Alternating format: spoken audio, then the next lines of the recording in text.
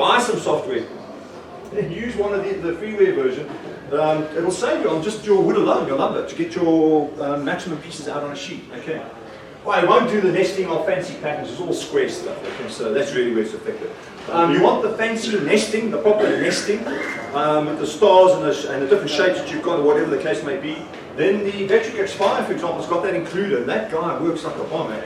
There is a free tool as well, it's called deepnest.io. Okay. That does relatively good nesting for organic shapes. And Deep nest. You know? Make a note. Deep nest. Okay. What about issues like directional grain and stuff like Yes, that? okay, so you can do that. ordinary. If you have a look over here, it's got a little arrow on this one in particular that you can show the direction of the grain. So you can rotate the board whichever way you want. So if you wanted to cut cross, you can set it up like that, or you can say follow the direction of the grain. Even if you're using plywood, you can do the same thing. Rotate the board and it'll then cut it in the direction of the grain. Or you can just turn around and plywood and say ignore, and then just cut your pieces out. Normally don't say ignore, because on plywood, if you guys work with stuff and you want to route the edges just to knock off the squareness, if you've got the grain running upwards, it's going to look like nothing. Okay? You want it to go with the grain across the top pieces like aprons and stuff like that, so to do a nice clean round. Okay? It's also a good habit to get into, because all of those programs work the same way that Newer does, or Timber City, whatever. Yeah. Length first dictates with the grain, and width would be across the grain. Yes, okay. It works the same way. Yeah, alright, so just watch, and you can set it as a default setting. You can say with or without and both, okay? So you can set your individual settings, but you'll work it out when you kind of sitting down, you're about to make your cut and say, oh, this thing's done it wrong. No, it hasn't. It's just the way. I mean, you can also rotate this as well, so it will cut these, try and get as much as it can that way for you on the vertical. So you can play around. So what you do is you just kind of, they haven't given a proper screenshot of it. Normally you do your material, your sizes of your material, you input that. Okay, first capture your raw material, so you have an inventory of your raw material types. Then you go in and insert your sizes, and then what material you want to cut it out on. And then you've got a little tab that says simulation. Yeah, you click on that, and then it just simulates the whole thing. Just be careful, the thing that kind of always catches you out is they don't have a split. They'll tell you need 2 boards if it's just that one, it'll say 2 boards, it'll say 2 times. And then you don't realize that you've got to go and look to see there's a 3rd board, okay? There's nothing that says next board, that's very obvious. Do you think it's just the 2 boards and you that? You say, well, there's stuff missing. At the top there's little arrows that say next board. It's the only thing that catches me out every time, okay? Well, not every time, now and again. But where it does catch you out is if the 2 boards are identical, it'll only show you 1 picture. That's right, and it puts it 2 times next to it or 3 times next to it. But then just have a look down at the bottom corner, it'll tell you the number of boards used. So you see there, it'll say 3 boards, but you only see 1 here, 2 times, and you know it's 2 boards, where's the 3rd one? You forget it, you know? And then as I say, you can print it out, get labels, whatever the case may be, and label your parts if that's what you want to do, unless you remember all your parts, okay? Right. So certainly, if anything, if I was a hobbyist enthusiast and I was in your shoes, sketching would be the way to go. And if I've got a computer and I can get access to this to use as a free version, I'd definitely use a cutting list program, okay? Because it's certainly going to save you a lot of time. Anybody work with cutting list programs? Anybody? Nobody? Go and give it a try. It's certainly going to up your game a little bit, okay?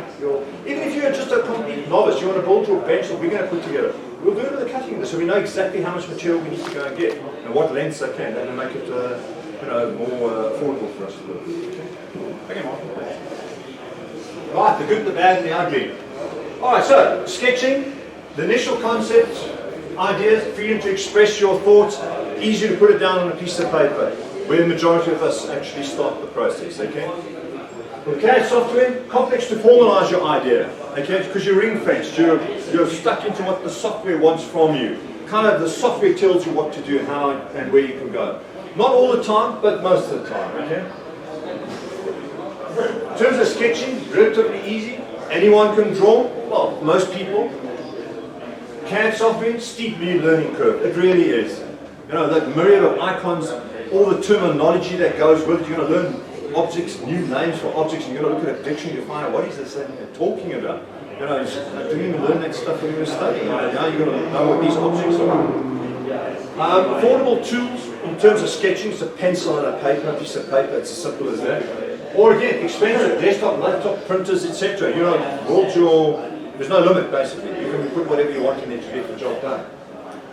typically the sketch would be the first step before using your CAD software. Okay, and I know we've repeated it over and over again, but that's really how the process would go. So it can evolve to more complex design. So you start getting a little bit more intricate. You're doing more complex furniture or designing or whatever. That's what you're going to work with. Sketching, obviously it's difficult to edit. There's definitely no undo. Easy to edit and undo. Okay, you've got to use your eraser. Take the marker, the pencil line out, and then redraw it. If you're like me, get a little bit irritated with it because it now doesn't look that nice and so on. So, no training required. Okay, so there's a class on sketching. You're saying there's no training required. You know what? The class on sketching is just going to teach you some little tricks that you just didn't think of that make good sense. Like I said to you, rotate your paper. You draw horizontal lines easier than what you do vertical. So rotate the paper. That's the kind of stuff you'll pick up from that whole lesson. Okay. Of course, in terms of CAD software, many hours of training required, and I'm not going to mention the frustrations that go with it. Okay, because some of the stuff, I mean, you try and join or connect two lines, and you're like, why is it not working? You know, so please select line. This message comes and says, please select line, but I've just selected the line. You know, it does. It makes you a little bit mad. You know, so kind of that's for your route. No yearly subscriptions. Okay, obviously, maybe you have to subscribe. If you're on Amazon, you can subscribe for your paper and pencils, but not happening here. But yearly subscriptions, don't like the subscription model. I just really don't. I don't think it's a practical one to work with, but it's the way the world's going. That's how it works. Right, Sketch, you create a 2D model. You could CAD software, create 3D CAD models, which is appealing, visually appealing, gives the person an idea of exactly what they're building, and they can then start making the changes. The problem is, I think, at the end of the day with CAD software is that you start making changes and you change and you change and you change because you feel that you can do it quite easily without consequence. But eventually, you know, if you did have a sketch to start off with, where you land up in the CAD, they may be two different things. It's still got 4 legs, but they're quite different from what the start was. Okay, so if you've experienced something like that, that's reality. Okay. All right. So to sketch or sketch up. Okay. The bottom line is, folks, it really doesn't matter which way you go and what you use. Okay. Whether it's to sketch your workbench or to create a hybrid drawing that's using both the sketch and the CAD, or just a pure CAD drawing. The point to make is that you have to have a plan. You have to have a plan of what you're going to build, what you're going to make, so you can follow some plan or some idea. I know some of us can just make it up as we go along. I wish I could get to that stage. I need a plan. I get so many interruptions in terms of what I'm doing that if I come back, I'll stand and say, what the heck was I doing? You know, it's not like you can bookmark your spot and walk off and then come back again. You kind of do. You lose track of what's going on. So maybe you're fortunate. Maybe are you married? You've got kids. They've left home. Okay. So you probably don't get disturbed. That's why you can just do everything out of your head. You wake up in the morning and say, oh, I got it, and off you go. Well, most of us, I think, we don't have that type of lifestyle. You get so many interruptions, you never know where you are. And especially if you're a weekend warrior, you can only achieve so much on a weekend, and the next weekend you've got to pick up again. And I think you're well aware that you look at walk into the workshop and say, oh, okay, what did I do last week? And then your kid's been in there and they've moved stuff around. Isn't that the best part, eh?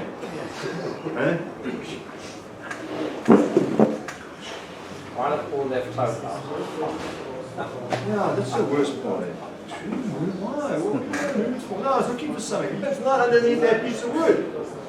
Alright, once you have that plan in place, guys, stick to the plan. Okay? I think we know this not just from working with wood or making something. It's anything. Whatever you do, whatever you plan, I think you guys know this. Stick to the plan. How many times have you formulated your plan, gone out and deviated and turned around and said, you know, I should have just stuck to the plan? You've said that so many times. That mantra continues in your head. You only become more and more frustrated if you keep changing the plan. Because you start changing one end and the other end needs to be attended to. And so this thing snowballs on you. Make the change only if it really makes sense to do so. Okay? If it's going to be some major improvement that's going to make sense, it's going to work for you. Or if it's an improvement of what you have planned without deviating too much from the original. Otherwise things just go skew and then you get frustrated and maybe you don't have the patience of all the saints out there and you start throwing things around. Okay? Then maybe people will stand up for the workshop. Okay? Alright. So, guys, really what it boils down to is whatever you do, go and enjoy the process. Because that's really what you're going on. Okay? Because it's a journey to put this all together. Alright, Martin. Alright, okay, so that was now just to talk about working and setting up that drawing and that plan. Okay? So you've got something to think about, you've got food for thought. Some of you guys are probably in the process already, so nothing for you to take away. You're going to now go and get your story sorted out and put things together. Some of us kind of, maybe had to reassess where we're at and thinking, all right, maybe I want to go the software route. You spend a little bit of time working on it and be disciplined, maybe an hour in the evenings to try and learn this software or whatever. Or maybe talk to one of the guys and find out what works for them, and maybe give that a try. It might work for you. So, you've got a bit of opportunity from between now and when we come back again in a month's time to kind of get something together. You can either follow the process that we're going to be working with, so you're going to be a little bit behind. So we'll present. Okay, we'll have our drawing and sketch, we'll present. You may want to take what we've got and then go back and make. You understand? So you can't obviously make before we do, okay? Because you don't know where we're headed with our process. But maybe you don't want to follow what we're making. You've got your own idea of what you want to do for a bench. Then go and make it. Now, very simply put, when I thought about putting this all together, the process and everything, I thought to myself, you know what, it really just does start as a sketch. And the sketch doesn't have to be overly complicated. All it has to be is a square that you sketch at the top, which is the top, and then your 4 legs. That's all it has to be. Then the very next step in the process, that to me would make sense, is put dimensions in there. How long you want the table, how deep or wide you want the table, and how high do you want the table. I think that's, it's 3 dimensions that you want to put in there on this little drawing. Think about it. Then the complexities for everything else are going to start coming in. I hope that makes some sense. So it's not just the 4 little stick legs that you put in place. Now these stick legs are going to turn into something that's going to become a design feature with half lap joints, mortise and tenon joints, and so on and so forth. It's going to evolve into that, but you want it that high, you want it that wide, and you want it that far, because I'm constrained because I'm in the garage, or I'm working out of the pantry, or I don't know where you're working on. Or maybe I'm sitting in 300 square meters in the factory and I need to smash the big table on because I'm going to play snooker on it afterwards, okay? I don't know what you want to do. So go and decide what you want to do and how you want to put this together. And maybe as we go along, we guide you through your process and say, right, this is what you need to look at, factors to look at and discuss. So one of the comments that I normally review with the team, and one of the comments came back and said, Joe, I didn't go into enough detail on this. I'm thinking, gosh, how much detail do I need to go in on this one? It wasn't a criticism, it was a valid comment. And I'm just trying to think, what details should I have gone into? So comments from you, what details should I have done? Drawn the bench here, that I can't do in 5 minutes. I'll show you a sketch of it, bench, but that's something you're going to have to learn. So you could spend days talking on a topic, or you're constrained by time, so you've got to talk within that time frame. So, whilst this is just really an overview to give you food for thought on your process, to get yourself started, that's really what it was intended for. So go back and think about it. Put together what you need to think is what you want for a table if you are going to embark on that process. Okay? And I certainly hope you guys will walk with us on this process. Okay?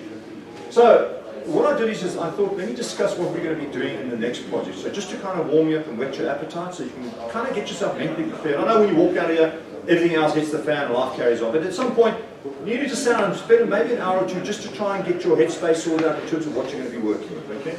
So, the next step in the project build. So, what we're going to do is we're going to start from the bottom up and we're going to start working with the legs. Okay? Right, now you're going to think, it's just 4 pins in straight pieces of wood. Yeah, it is. I don't disagree with that comment. But you know what, when we spoke in the first session, we spoke about our table. It needs to be solid.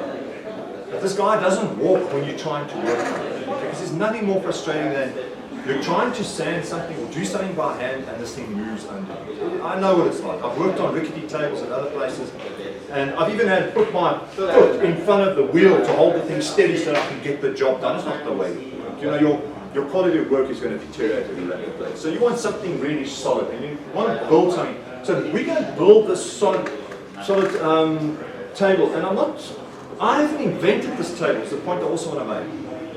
The design that I had a look at, and I thought it's something that will teach you guys many aspects of woodworking, as well as the reasons as to why you do certain things in a certain way, is because it's worked, and it's not only just worked for the last couple of years, but it's worked, in fact, for probably the last 150 years. So the bench design that I've taken is a classic English designed table, woodworker's table. This thing's been around for over 100 years.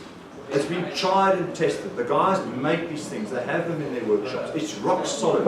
I mean, I don't know if you've got a table, but if anybody's even made a table out of pine, and you take a hammer and you blow it, or you want to hammer something together, there's a piece of wood on top and you hit it, it bounces. Have you ever experienced something like that? Anybody?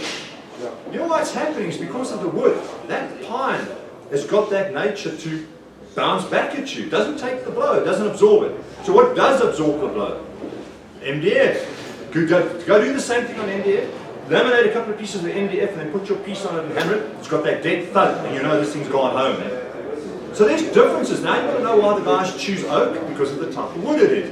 But we don't. Maybe you got the money, but we don't have the money to buy, a 25 or 30 mil thick oak and then make 2 layers of that to get a real heavy top. So when you hit it, it's got that dead thud and you know this has gone home and it's going to work for me. Just don't have that. I'd rather turn that oak into furniture, make some money out of it, maybe. So you've got to think about these constraints. Please start thinking about the material and fixings that you want to work with, okay? So we're not going to be purists in this game. We're going to be a little bit of an anarchist in putting this together. So modern age, we've got modern tech in terms of hardware and fixtures and fittings and stuff like that. The techniques of wood joints and so on have been tried and tested. In fact, you guys have seen woodworking videos where the guys have taken meters and done Newton measurements and forces and whatever to pull joints apart and where they break the easiest and where they don't, what is the strongest joint. You guys have watched these videos, I'm sure you must have. If you haven't, go and look at the stuff. They go on for hours. You can sit and watch how these different joints work and where they make sense and how you should apply them and so on. That's age-old stuff. It's been around for as long as we know woodworking. But the new stuff works just as well. Don't think because you're putting screws into the wood this is not going to be strong enough. It's going to be strong enough. Everybody says go and use wood glue. It's awesome. If you've got a tight joint and a tight fitting joint and that table's going to stand still, wood glue is going to do the job. But on your wooden workbench, I'm telling you now, that stuff will crack. Not on the joint where you glued it, but around it, it's going to crack it. It will crack it. Go and try it out. So then you've got to do something to weight that thing up. We live in a modern age, so then we're going to use modern tech products. So go get the hard as nails, or no more nails. Why? Because it's slightly flexible. So if you do give it a good knock, it's going to flex and it won't crack and break apart on you. You understand? So we're starting to take the new tech and employ it into what we're working with. We're not going to be purists in this game. We can't be. Things move and evolve. We go forward. So we will look at all that. I'll discuss all of this in detail with you on each of those sessions that we go through. So there will be a lot to talk about. Find a good lumber supplier and build up a relationship with them. Okay, please guys, the guys that are in the game, I think you know what I'm saying. I don't know who you're dealing with. If I have a number of people that I talk to in terms of getting my materials. I get my solids, I go up to Maple Street. If I want to get my construction pine, I go to Cashbuild. I've got a good relationship with my guy. Cashbuild guys actually decent enough to give me a customer number or whatever. And if you go in, you automatically get a 10% discount. And then obviously over volume, you get another discount. Okay, so they've actually been quite so. You know what? Shave those little pennies off at the end, something to buy for another day, for another project. Don't do that. Some of the big box stores are expensive, and I'm not going to mention all of them, but I go to Cashbuild. I've got my relationship with my guy, and it works for me. Okay, so when I walk in, I can go, you know, the nice thing is I can go in there on it, maybe I'm in a rush. I walk in there in the morning, I say to him, oh please can you just do me a favour, can you guys just take out X and X, and this is what I'm looking for. And the guy that I normally work with helps me. He's now used to, in terms of what I want out of that wood. So he'll look for the pieces that I need, sets them aside, when I come back I pick the stuff up and I disappear. So it helps you, okay? Saves you if you're a little bit rushed or busy. But build up that relationship, and they can always, if they don't have something, they will find it for you. I must say the guys are really good, okay? Another thing is, their websites have the prices of everything that they've got. So if you're looking for something and it's after hours, you want to know what the price is, go up onto their website and go and have a look at it. Does it make sense to you? Okay? That will guide you, that's an enormous benefit. If possible, purchase your lumber early so that it gets time to dry out. Yes, we do have wet products in this country. Okay? Especially if you're going to go the construction pine route, there is no crime in taking construction pine. There's absolutely none. Because it's called construction doesn't mean it's worse. It's not. The only difference is that they've just not cleaned it up. They've not made it nice and and presentable. Go and look at the park pine. The same piece of park pine and construction pine.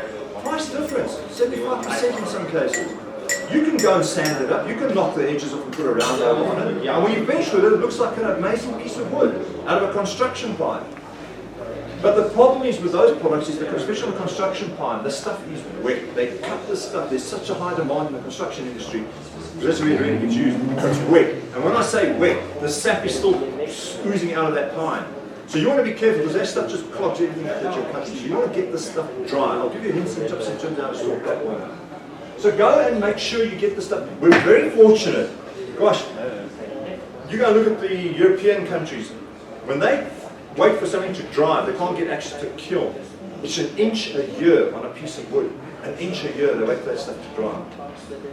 How's it what? 3 months, 4 months, yeah, in the Highveld? Winter time. Might be cold, but it's the driest time of the year. I mean, you'll feel the weight of your wood. You'll pack your stuff, you say, geez, that stuff's heavy. Then you come September to start your project, you pick that piece up and you say, what happened here? Am I right? Stuff's light because it's dried out. And it dries out that quickly, so we're very fortunate in the game. And our winter temperatures aren't that bad that you can't use glues and stuff. Read the tin. We go above 10 degrees at certain points of the day. So after 11 o'clock to 3 o'clock, we're above 10 degrees. And if your office or your workshop is warm enough, you can do the work. Read the tin. If they say don't use below 10 degrees, you guys will listen to it, won't you? The stuff doesn't chemically dry and change properly under less than 10 degrees. It basically crystallizes, and you want to know why the stuff's failing on you, okay? Read the tin. And your varnishes. You want to know why your varnish has either gone sticky or it's gone yucky because you were putting it on under 10 degrees. It doesn't evaporate and flash off quick enough. Read the tin. It's going to put you in good stead. Follow that. I've learned that over the years as well. Purchase the lumber that suits your budget. You know what? Go and get whatever tickles your fancy. Go and get walnut, go and get oak, go and get beech, go get whatever you want. If you can afford it, go for it, play with it. You know, some of us drive sports cars and others drive a Kia i10. It's okay. You know. At the end of the day, we're going to meet at the same point, aren't we? We're going to have a workbench that works for us and we can do something on it and build something. And that's really what it's all about, okay? You want to get fancy? Your prerogative. Nobody's going to stop you. In our case, we're going to be using pine to do our build, okay? I'm going to take it the steady and the easy route and the best route. And I'm going to use a mix of construction pine and par pine. Okay? I'm going to show you how these two work. Yes? What's par pine? Okay, par is planed all round. So instead of getting that construction stuff that's kind of, what do you call it when the blade actually wood? I'll get the word. You know, when they plane the construction pine, they don't care. They just stick the stuff through the chapters and it's got all these cut marks and whatever, and the saw marks. So they literally take that same stuff and they push it through planers and they just plane it all around. Okay, kiln drying first and then they plane it down. Okay, well, the construction pine also gets to an extent kiln dried and they've got the time for it. But you can dry it outside as well. That's why I say get the stuff ready now. That's planed all round. Okay. Right. So our workbench, a working process. That's the workbench if you can see it. Now that baby's not going to go anywhere. There's no wheels on that, that's not going to walk. It's not even going to talk. That's a design that exists out in the real world. This is not a design that I've invented. It's just things what I've done is instead of, we spoke about putting a shelf underneath here. This was in the middle, so I just moved it to the side and had a look at it from a construction point of view, had a chat with my mate. And he had a look at it and he said to me, it'll work. It's not going to be a major to move the strut from front to back or middle. It'll work, okay? But this guy is going to stand dead still. Now you're looking and saying, okay, where's the top? So here we go. I'm not the perfectionist in this game. I also have my nightmares. I also have my issues with regards to putting things together. I don't know what I'm going to do for the top. What I want to do is I want to build the top. I want to do it out of MDF. I want to put those dogs in with the path system. But now I'm challenged, because of the design, I've got these cross members. I'm now challenged with that. So how am I going to build that up? And I want a tool well. How am I going to fit that in there? The minute I start moving things above, I've gone back to a bouncy top. I want this thing solid on the top. So I'm sitting here with a challenge. So something that you guys can think about. This will be coming up in a much later section before we do this, even hit the top. We're going to do the legs and the insides and so on, before we even start finalizing the top. The question is, what do we do? How do we put this together? So something for you to think about. And maybe let's make a team effort. It doesn't have to be, I don't want the burden on my shoulders to make that decision. Come on, you guys get involved in this process as well. So for the moment, any comments on that? What do we do for the top? Guys that have worked around on this. Anybody? Yeah, MDF is definitely the way to go. Could you put a point lock on? Remember the pine's got bounce. And anything's on top of it's going to bounce. But then you put the MDF on top of it. Yeah. So like laminate. Yeah, you loose MDF with a edge around it. Yeah. So it fits over like Yeah, like a lid. a lid. Okay, good idea. Anybody else? Do you really want a true well? Well, that's the other thing. You can build the tool well, because I've seen variations of this with a tool well in place. And what the guys have done is they just use thicker board on the side and then a thinner board on for the tool well. So it still works, it's functional.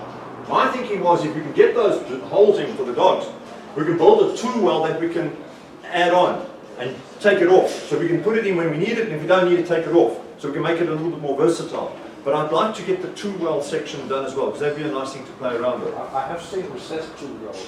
Yeah, that's mostly how they work. So the guys either have them in the middle, but that's on a wide table, or they have them on the end on a narrow table. Okay, it's just so that things don't roll off the table and you can get access to everything. And there's nothing worse than you trying to put something together, especially if you're working. The guys were talking about veneer, and you've got a whole bunch of screws lying on the table. You didn't wipe them off, and you put the thing down, and you look and you say, "Oh man, I've just knackered the whole surface."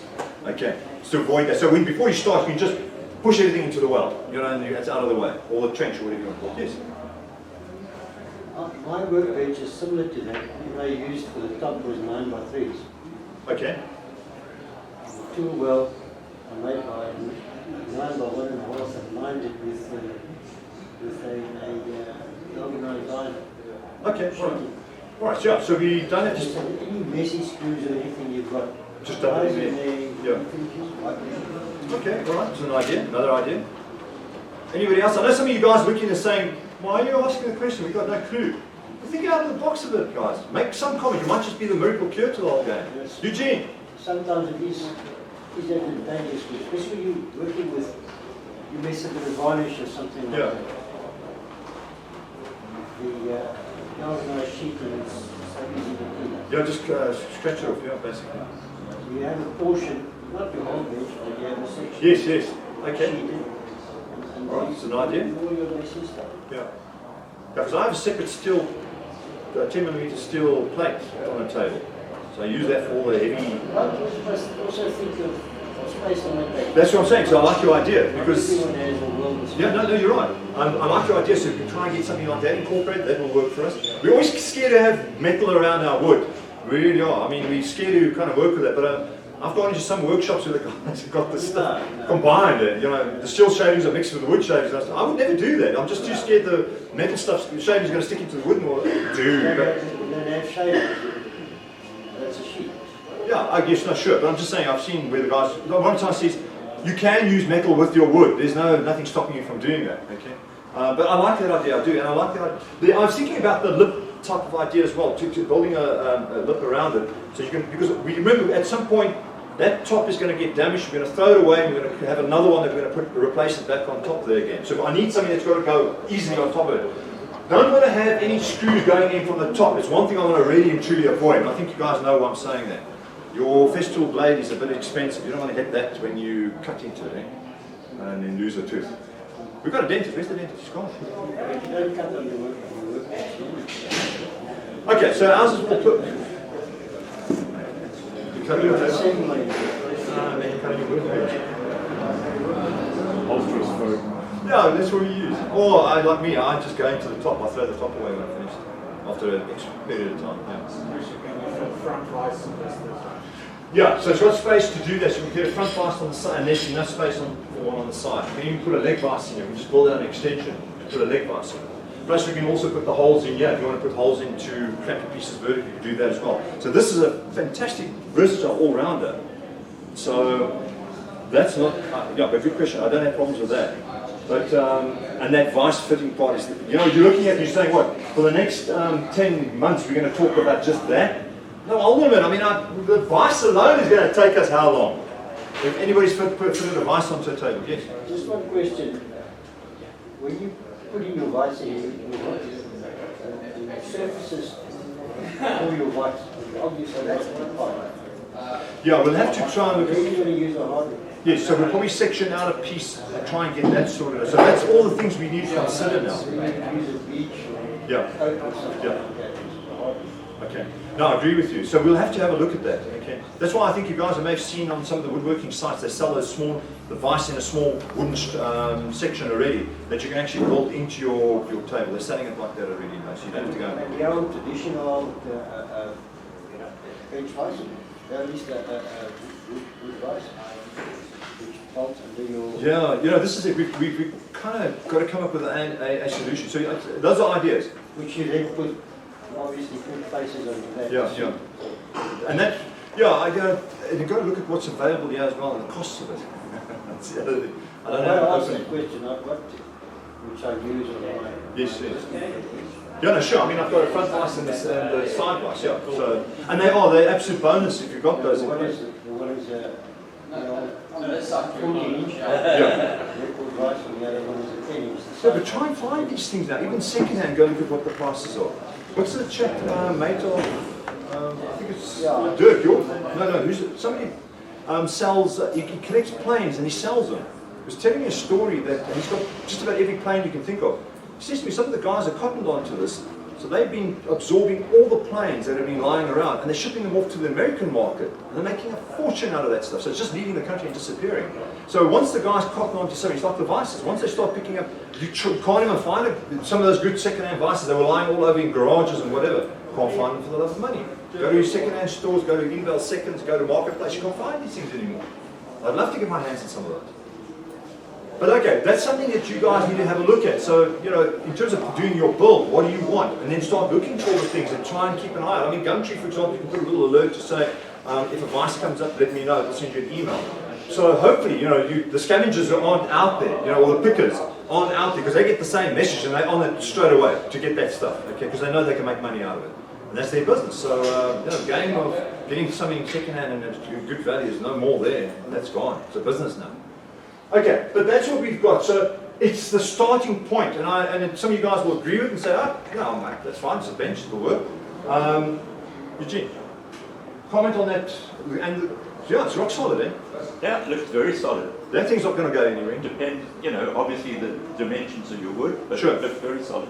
Now this is a solid piece, this is not going to go anywhere. This is not small small piece of wood. You probably have to laminate these legs, get a proper size out of them and so on, because there's quite a bit of work we've got to put together. Now we'll come back and do it, and so the next session we're going to do the legs, start off on the legs, okay? Start building that up. I will build one complete, and then come and do the one side. We'll do parts of it here. I'm not going to stand and do a complete build in front of you. We're going to do parts of it just to give you an idea of what you can work with, okay? And we'll pick it up from there. And then there are obviously different comments. Guys have experienced things in different areas. I haven't experienced everything in terms of woodworking. You know, you've experienced things, John, and you know, you guys are all in some form experienced something. So it's an input to come to a decision. All right, that's what we're going to do. We move on to the next step. You understand? So that's how we're going to play it out. All right. Okay, so that's the baby. Yeah. Sorry, just a consideration. Yes. Is the height of your workbench. Yeah. Maybe consider it to be the same height as your table for long. Yeah, you want to double up as an outfeed table, for example. Yeah. All right. So were you here in the first session? Okay. Try and get the presentation of the first session. We discussed how to do the heights and the different heights and so on. So yeah, and you're right. We've got to take all that into consideration. So go back to first session. Just read up again what is expected from you in terms of setting up your table. Remember I said you have, traditionally, if you are a serious woodworker, you're going to have basically 3 heights. You know, one that you're going to work with your tools. That's going to be the higher one. The middle one is for the general stuff, and then you know, a low one might be for assemblies, cabinets, and whatever the case. You don't want to bend over and get to everything. Let it stand up in front of you and you can work with it. So different heights for different things. Okay, so but yes, if we were going to build one, we spoke about using bottle jacks to lift the table up and drop the table. So that's also, go back and have a look at it. You've got a bit of homework to do if you want to get your table done. You know, I can only suggest. You've got to pick it up and run with it. And you've raised something valid. So yes, and we can discuss it, and it gives you a better idea of where you want to go with all of this. If you want to double it up as an outfeed table, by all means, that's what you do. That's going to work for you. So it's not a wasted article that's going to be used just for one specific purpose. Now you've got a double purpose or dual purpose. Okay. So yeah, I'm in favour of that kind of thing. It's all governed by money and space. This is what it's all down to. Okay. And that's what you've got to work with. Right. All right. So the number of hints and tips. Okay. So I'm going to give you one of my secrets in this process as well. So some pointers to help you along. Guys, seriously, do take your time when selecting your lumber. Don't just walk in there and grab the first 5 pieces and walk out. You'll be heart sore when you get back home or back to your workshop. Try and get stuff that you look at and you say, is it straight? Try and, work, you'll see it, it'll tell you. You look over a 3.6 meter length, it's going to tell you whether it's straight or not. Don't be too neurotic over it. If it's got a slight curve in it, a little bit of savvy. You're going to use that for shorter pieces. The curve's not going to be noticeable. Okay? If you're going to use it for longer pieces, yes, the curves are going to be noticeable. So you've got to kind of think about what you're doing. You're going to start learning the art of how to select your wood. And it's trial and error that teaches that kind of thing.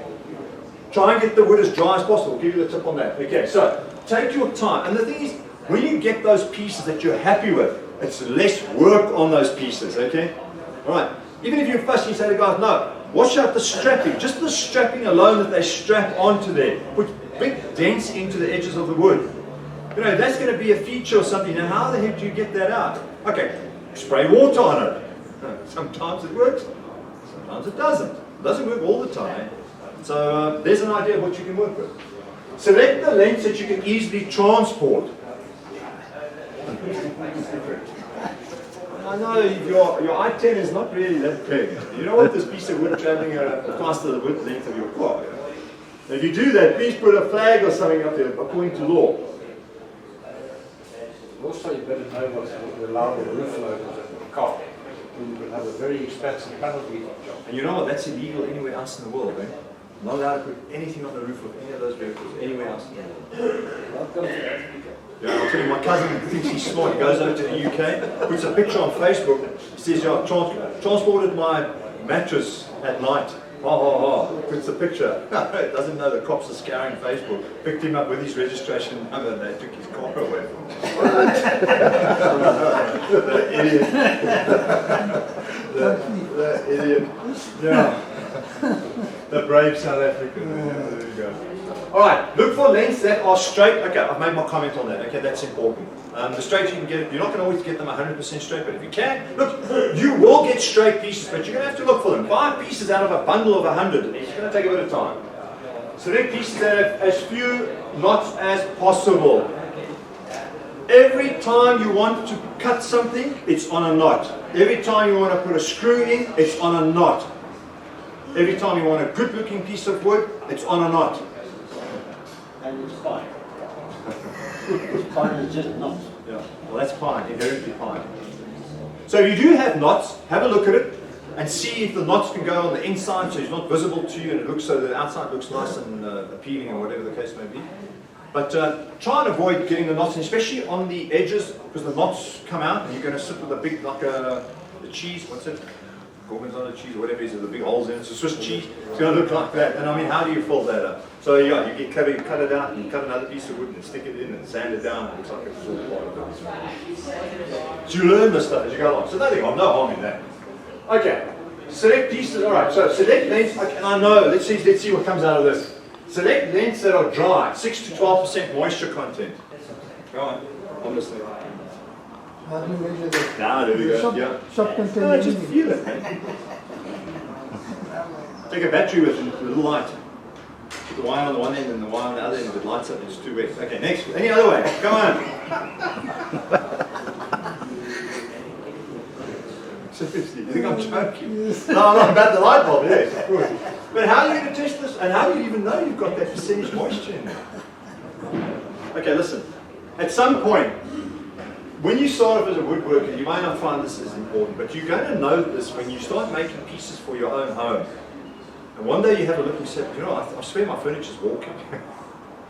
And you're going to see this thing's moving, and then some screws or whatever you've used that start coming apart, and so what's going on here? You've got activity going on in that wood. It's still doing its thing. It's expanding and contracting. A day like today is a horrible day to work with wood, believe it or not. Because the moisture's got into it. Not all of it. Depends on the type of wood, but in most cases, yeah, it's going to communicate this to you. So you need to kind of be aware of what you're doing. So, you know, the school of thought goes in so many ranges. You know, the guys talk about, one area of group will talk about 20% moisture content and say, okay, 10 to 20%, others are 6 to 12. Some guys I haven't seen go as high as 30%. Okay? So then you'll hear the purists turn and say, no, 30% is it's far too high already. Wouldn't touch it. So the way you circumvent that is you'll really need to invest in a little moisture meter. Okay? And it's not going to do you any harm. Because you can double it up and use it for other things. Like, for example, if you suspect a leak in your bathroom and you think it's leaking to the walls, you can use a moisture meter on it. It'll tell you that you are leaking to the wall or whatever. But it'll be used for the wood. It's got 2 little pins that you can put into the wood and switch it on, and it'll measure the resistance across it, which it does basically the light bulb method. But it tests it and then determines the percentage of moisture in the wood. Okay. So up here in the Highveld, we don't really suffer that problem to a large degree. All right, because our woods are pretty dry. If they stand, I mean, you get guys like Brian from Maple Street. If he gets a new bundle of wood that comes in from overseas, and he says, "I've got a new shipment of Italian beech," and we all get crazy. You want to go get the beech from him? He says, "Ah." And you say, "But when?" He says, "No, next year. I'm going to sell it to you guys next year." And he's the only reason he's doing it is because he wants the stuff to dry out properly, and then we can grab it. Because he doesn't want people to come back and say, "You know, the stuff curled all over the place and went crazy on the furniture or whatever." So he keeps his game, so he knows what he's doing. So follow his lead, and that's exactly what's going to happen in this case. So a moisture meter is going to do the trick. Okay, so where do you get these things? Do they sell moisture meters here? Yes, we do. Plus minus You price check it. on them. Keith, Okay, so I'll keep looking at the price. You can also go quickly to Banggood. I know that they take a little bit, but you can get some real cheapy stuff. And they work.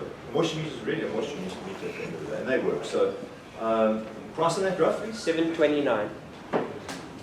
It'll also do your wood, but it'll also do plaster and cement. There we go. Okay, so like I said, we'll double up. Okay.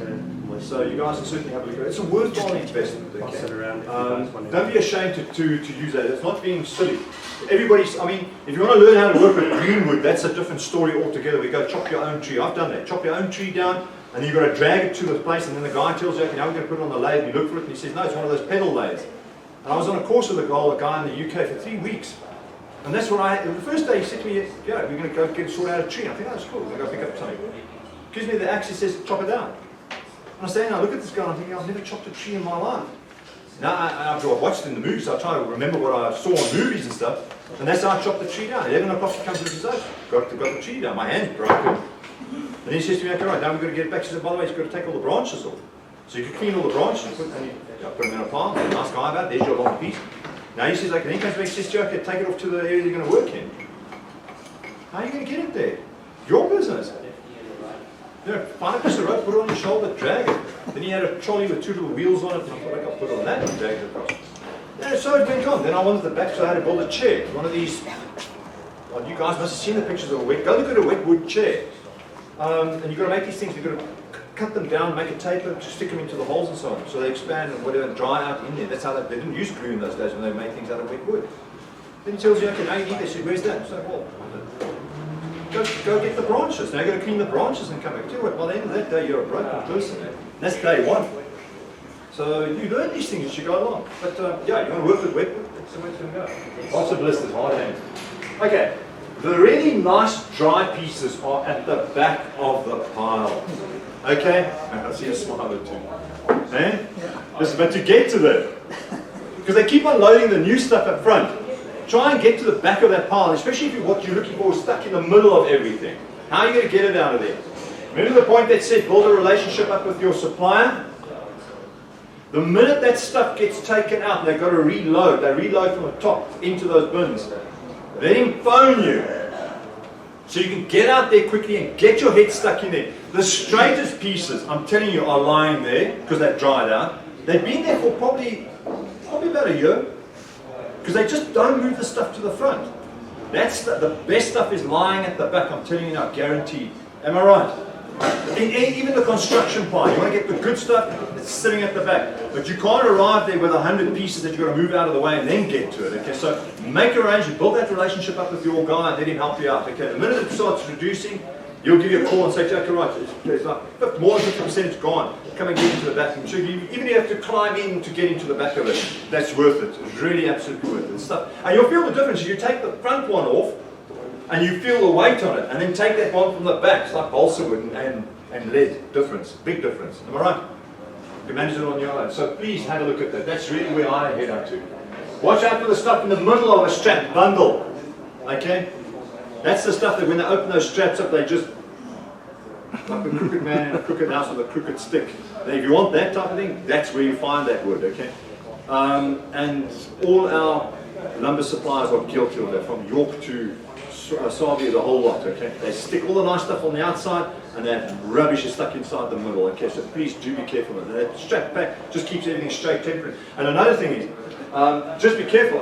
Only talking about that, guys. I think you guys may have seen this with the plywoods that we're getting into the country. They're nice and flat when you take them off of that big pile.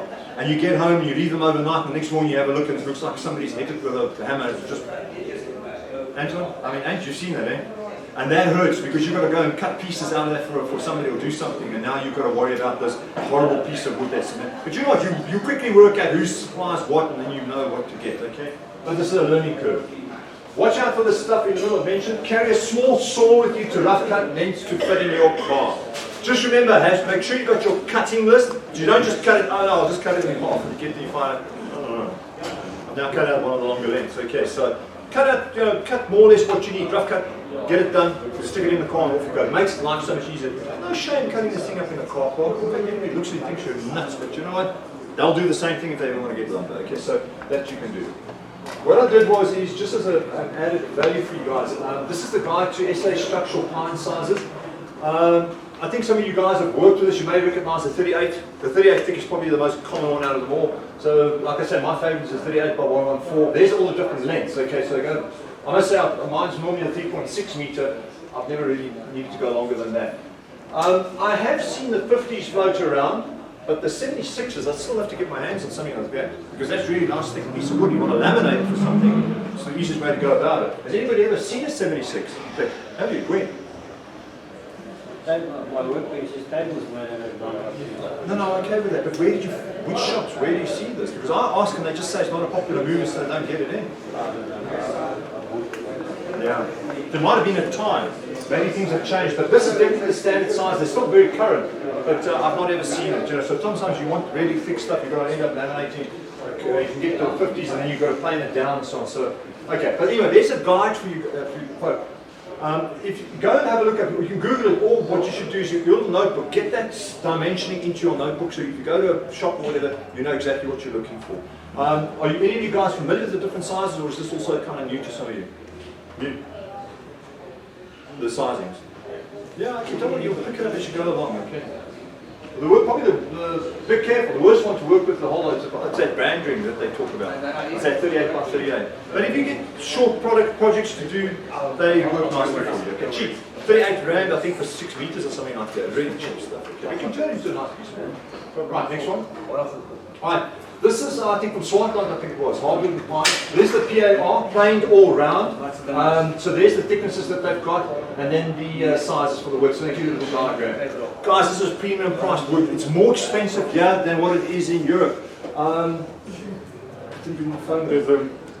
There's a difference between the two, right? So they take construction pine and tar, which is quite cheap, but then they have select pine, which is hard as well, but it's hardly any knots in it for 70% of the length. Yes, correct. So that's a premium product that they do now. They make their money on it, but this stuff is expensive. Gosh, you look at it, it's expensive.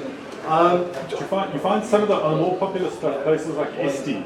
Yes. There's very little difference between the par and the rough cut. Seriously? Because the most part, there's a big difference, eh? Oh, you go with builders and it's yeah, no, it's a big difference. Like I said, 75% difference. So, you know, shop around and really get to know where you can get good quality wood. Just as a matter of interest, I was in Dublin the last 2 weeks, and on Saturday I popped into the local wood store. It's called Woodies, believe it or not. And just when you go and have a look at what woods they had, what is available, and how they cut and sell and whatever. And it still beats me. I just stood there again and just looked in awe. Just this hard pine, shrink wrap, and it's all core around it, you know, on the edges. Basically, you can take it home, cut it up, and start putting stuff together. You don't have to work anything, and the price is cheap as chips compared to what we pay here. And we grow this stuff here. You know, this is. I mean, here's the irony. They're importing. The guys are starting to import birchwood, the boards. It's coming in cheaper than our local pine. Seriously, how does this happen? It just shows you the monopoly and what's going on in the marketplace here. And we're damaged with prices. You know, you look at America, I think you guys may have looked at projects and they say, oh, I built this bench for $30. And you quite quickly calculate in your head, you say, well, okay, let's just double up and call it 600 rand. Then you go and start getting just your wood, not even the top. And when you finish it's 700, nearly close to 700 rand, you say, how do they do it for $30? And it's got the top on it as well. You know, you say, how does it like? So it just shows you we are in a different space altogether. But okay, these are things you've got to consider and things you've got to look at. Okay. All right, so is it the next one? All right, so questions and discussion. Okay, anything you guys want to discuss or talk about or mention or say? The Workbench, would you have a separate thing for your table saw or for your miter saw or whatever? Or you build that into your... Well, you know what, this is it. So but that design won't do it. That definitely won't do it. You'll have to change that design completely to build that, to include your router, put an under table router and a table saw on the other end or something like that. You'll have to change the design completely on that. I've got something similar to that. I just didn't put the table saw on. What I used is, on my table, which was one of my first tables I made, I put the table saw outfeed onto that table. And then on the far end, I've got my router underneath it with all my holes that I did with the path system. It's my go-to table for most things. It's just got a really nice height. So I use that quite a bit. It's a fairly big table. It's a full board size table. And I've got the plywood that's got that rubberized stuff on top of it. But it's very slippery. So I chose to use that as an option. But now I'm getting a bit reckless, so I've cut into it and I've drilled into it and whatever. But I've now realized the table's not a work of art. It's a place to work. But yeah, you can go that option. So that's what I'm saying. If you want to do that, make that design and then come and chat to us. We've got a bit of time. We can talk about and discuss and say, have a look at that rather than that. Your design that you're kind of thinking about is typically just a box with a replaceable top. Similar to that, not with all the cross braces. That's for heavy duty hammering and banging and working on. It's not walking and talking, and it's going to stay there, get things done. I'm trying to make it as versatile as possible. That's if you now. We're hobbyists, but hobbyists are also serious about what they do. It's just a space constraint. Because if you have a table for the saw and a table for this, that's what I'm saying. You're trying to maximize the space underneath the table. Yeah, no, exactly. That's why I moved those struts over so we can build a platform at the bottom and put drawers in or whatever the case may be. So what you guys need to appreciate, I'm not dictating to you how to do a table. Please don't get me wrong on that. If I am doing it and I came across as sounding like that, it was entirely wrong, okay? We had to pick up a design that would incorporate a number of features that you could learn from, like we discussed in the first session, so that you could take it away and then work with it. Okay? If you don't want to do anything like that, that's fine. You will build your own design up and then work on it and work through it. So when we do the legs, set the legs up and what you turn around and say, I'm going to do that. Then we advise you say to right, I can do that, but then yours will be better if you put a strut across at the bottom with a mortise and tenon, for example. That would work perfectly for you. You don't have to go more than that. Or maybe you don't need it at all. You understand? Trestles are going to be maybe just the easiest way for you to go. A box and a trestle sitting on top of trestles. That might be the best thing to work with. You understand? So it's all depending on what you use. It's an individual thing. I think if everybody had to go away and build their own table and came back together again, what's the chances of us having built the identical table amongst this group? I'm telling you how it's scarce. So it's not me dictating to you. It's trying to incorporate a whole lot of features to try and show you different things, how to put a table together and make it, what you need to consider. So this thing's got to really stand still. I'm just giving you experiences, and the guys that have really worked with this will know a walking table is the worst thing to work with, right or wrong. It will frustrate the heck out of you. And you will learn a new language. Everybody will learn it, okay? So go back and work out. I know some guys want to put their table on wheels, and I'm happy with that. It's not something I would do in a hurry if I'm going to have a serious work table to work on. Some of my tables are on wheels, but that's just for portability, just to move things around if I need to work on different mics or whatever, or something on wheels. Then it goes on wheels, but otherwise no, I don't but do you that. get those wheels now that They lift up, try and find them. And if you do find them, find out what the price is on those things. It's the ones that will fold up jacks on the side. And what's the price of them? I was too scared to look. This is it. When I say go find them, maybe you'll find them at the specialist shops, but anywhere else, they've got all the trolley wheel type things, with little brakes, and those brakes are useless. They don't work for nothing. You can still push that table around. It's heavy enough for you to push it around. Okay. So there's so many factors that will come into play, but you've got to make a decision what you want. Okay. And we've spoken about what the constraints are. Don't look at it and say to yourself, "This is what I'm going to do."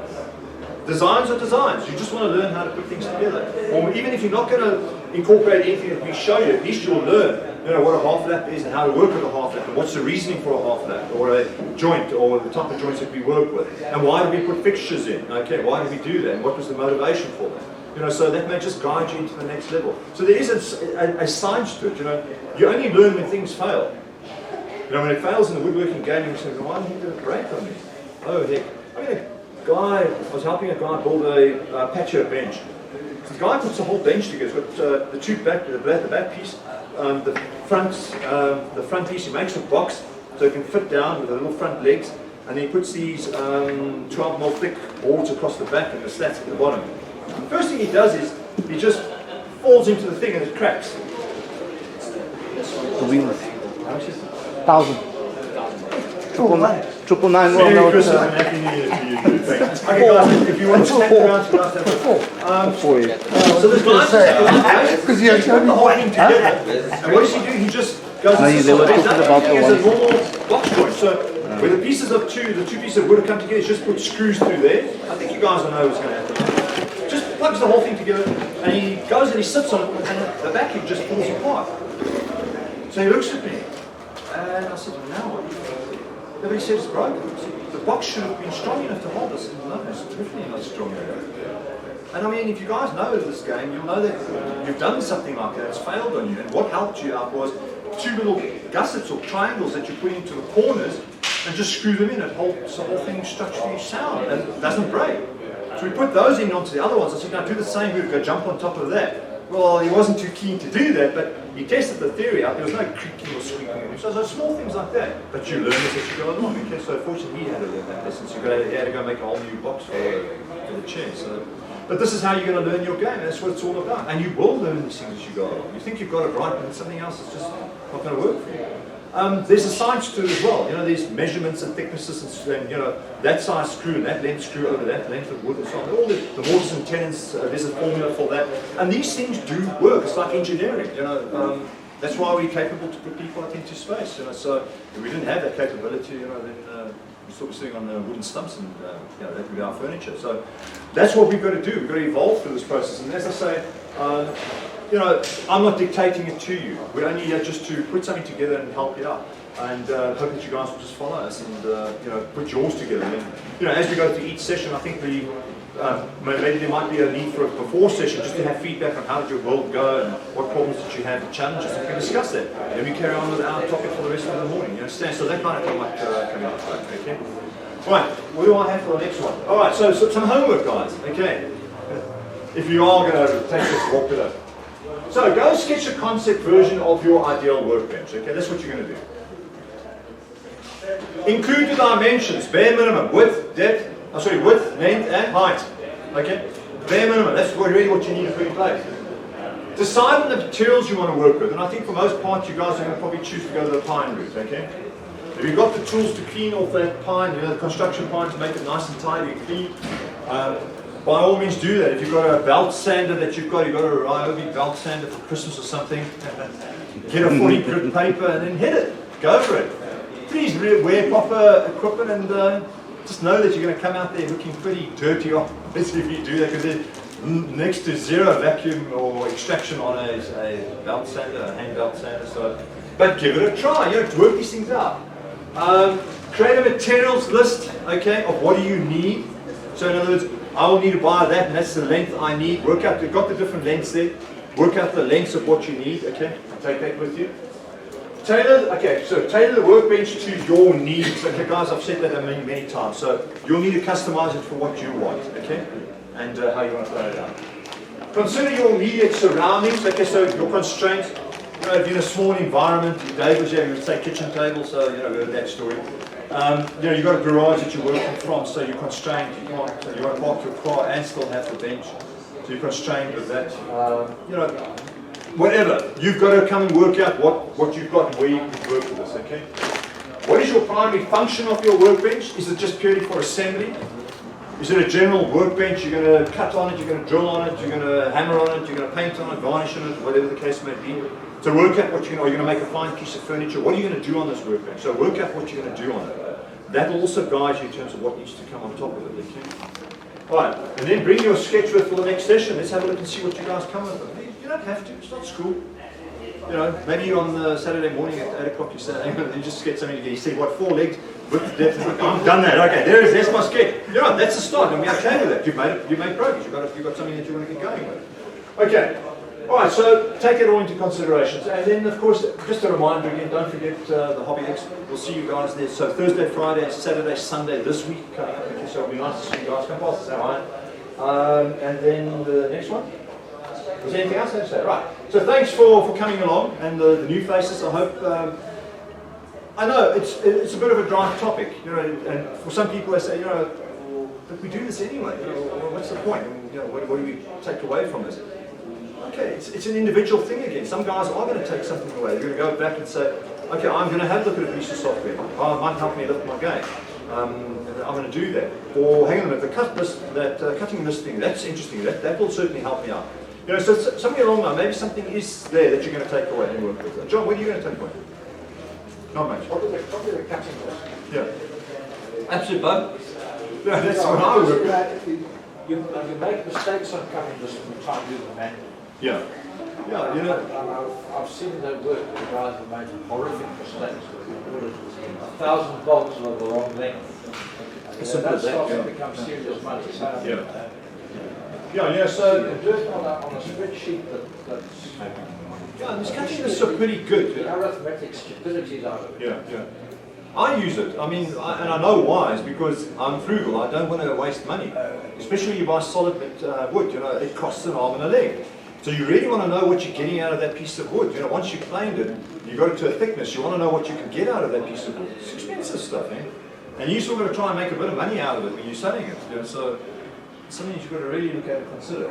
So, okay, I hope you did take something away. So please, guys, you know, the little bit of homework that we gave you, it's not, you know, as I say, this is not school, but go and put something together. You want to go something fancy? I'm okay with that. You know, I admire people who go the extra mile, as well as the guy that actually puts a little rough and ready sketch on a piece of paper. Come back and say to me, yeah, on the back of a decal, you know, that's my drawing. Yeah, good for you. You've got something to start off with, okay? Otherwise, we'll see you back on the 28th of March, okay? And then that's where we're going to make dust, okay? So we'll start playing with it and putting things together and start progress, okay? Right, good. So anything else? Anybody? Somebody? Nobody? Yes. Using or making whole parts Yeah. in later sessions. Yes. You mean how are we going to do that? Or how to make them. Yes. Okay. We'll discuss that because that's also a topic all on its own. And then what's the correct distance? You've got a vice. Where do you start positioning them? And then how many do you make? Sometimes you make too many, you realize you only need 4 out of the 20 you put into the table. So the rule of thumb is make as little as you need and then add them on as you go along. You know, so yeah, we'll go through that as well. That's why I've got a serious challenge on that top. I think you guys can see that. I've really got to work my head around this thing. It falls on my shoulders, it's a heavy task. So I'd like to have a little bit of feedback from you guys. I've got some good ideas from 2 of you. I'll certainly have a look at that, but that's my challenge, that's my nemesis, is to get that top sorted out. So thanks for adding to it, you know, well, really, no problem. I'm okay with that. But maybe I should go and join Wits and see if I can get some of the guys there. I might be able to throw something my way, let me know, okay? Anyway, guys, okay, sorry, yes, you have a question. Yeah, do you give us this? Yeah, the presentation, okay, where is everything? I was just going to say, the presentation is available on our website blog. So if you just search for our website, right down at the bottom of our list, there's a blog. You'll be able to find the presentation there. All videos are loaded on YouTube. So if you go through our Facebook page, there is a post that will give you all our links. And even if you are getting our emails, it's there as well. And normally I put it on the blog as well. The emails are good. Okay, I must say that's a winner there. So this one's only in 2 weeks' time. This one will be in a week because the same presentation will be presented in Cape Town on the 7th of March. So I just want to give Cape Town an opportunity to see something fresh and not give them a spoiler in the week. So thereafter, everything will be on social media. Alright, it's also for Cape Town, just to sort of, we've gone through our run on the process. It's difficult for somebody else to pick up something that I put together. I think you'll understand that, because my thoughts and thinking going into the presentation, so the guys got to kind of go through and just get the idea of what, if any questions you need to ask, just assist him, so he knows how to do the stuff on the day. So we do it for that reason. Okay. Alright, good stuff, guys. Okay, so it's great having you back. Some old faces, 1 month old faces, and then some new faces. So I hope it was some benefit, and you'll join us to take the next step in the journey. Okay. I also would like to awesome weekend, awesome month ahead, and guys that are asked to give me information and numbers, please make sure you do that to me. Then we'll see you soon. Take care. Alright, guys. Take care. Now, please don't forget to have a crown in the shop and see anything you're missing. Month end on money. Okay. Thanks so much.